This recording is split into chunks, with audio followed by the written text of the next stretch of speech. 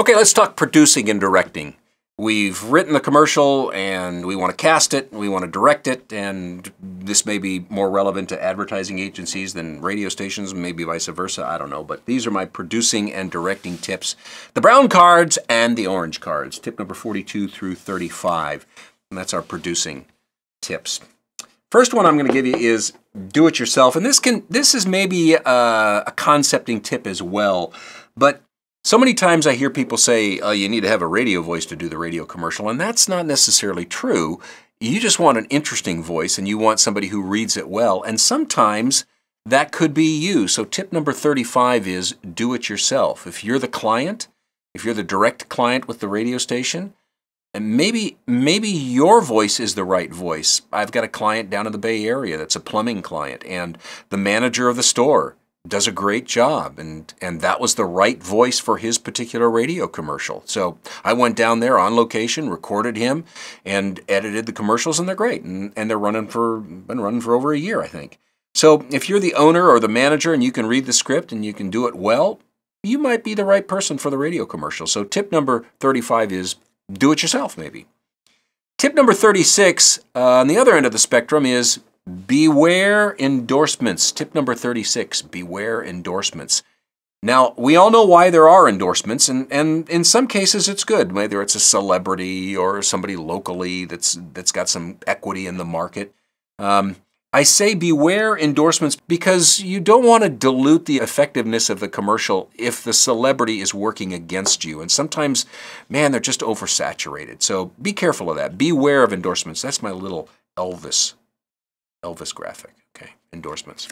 I don't think Elvis ever did endorsements. Tip number 37, use new voices. In this day and age, that's very easy because we've got the internet. You can get voices anywhere, whether it's Fiverr, whether it's my stable of actors that I use, various sites, you know what they are. But use new voices, something that's fresh in the marketplace that really rocks the boat and especially sounds different. So that's tip number 37. Stay away from those voices that are just extremely familiar in the marketplace. No offense to production directors at radio stations. I've been there, done that. Tip number 38 is jingle or not.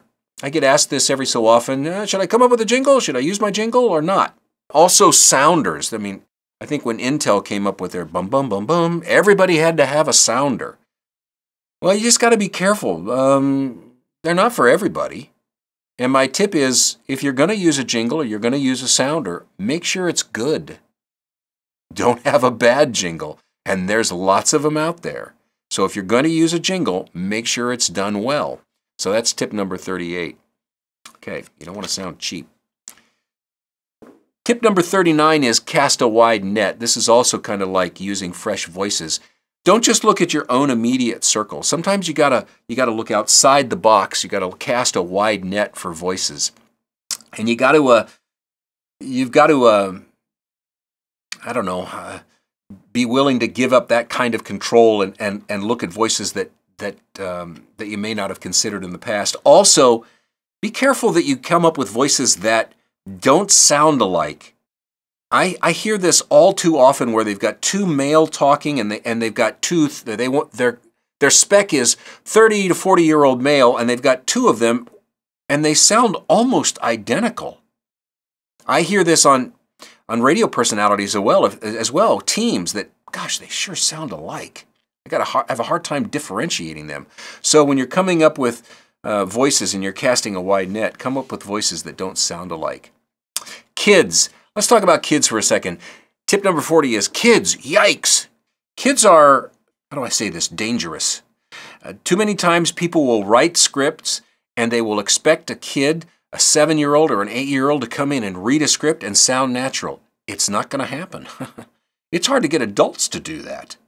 So when I say kids, yikes, you've got to come up with a great script and have a good director to make these kids sound original now and natural. I understand the whys. Years ago, Art Linkletter made a career out of kids. I can remember as a kid remembering and seeing some of his television shows because he had kids on that said the most unusual things and interesting things, and it was funny. Same is true with radio commercials.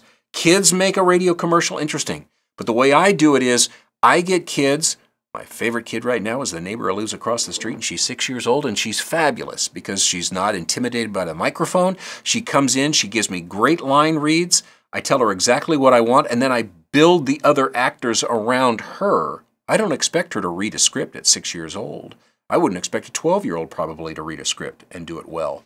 So be careful of kids. Make sure that you get them to sound natural. That's the only way that really the commercial sounds interesting.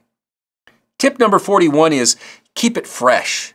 We've all heard commercials on the radio that have been on for a year or 2 years. It's the same commercial. It just runs over and over and over again. I quite honestly, I think you're wasting your money. I think you need to keep it fresh. I've got clients that change out their commercials every single month because they want something fresh. Listeners have begun to expect that of them. So if your budgets allow it, make sure you grab people's attention and you keep their attention by keeping it fresh. And sometimes that means rotating the spots. Tip number 42 is rotate the spots. I've had clients where I've produced, right out of the gate, 4 commercials for them. But they'll only run the first one for, I don't know, a month or 2. And then they'll introduce the second one. And maybe they'll pull bring in a third one. And they'll pull the first one off. They'll rotate them over the course of a year. But they still keep it fresh. At some point they know it's time to move on, come up with something new. So keep it fresh and rotate them. Those are my producing tips for you. Next, we're going to look at directing. You're in the studio. How do you direct the talent to get the best radio commercial for you?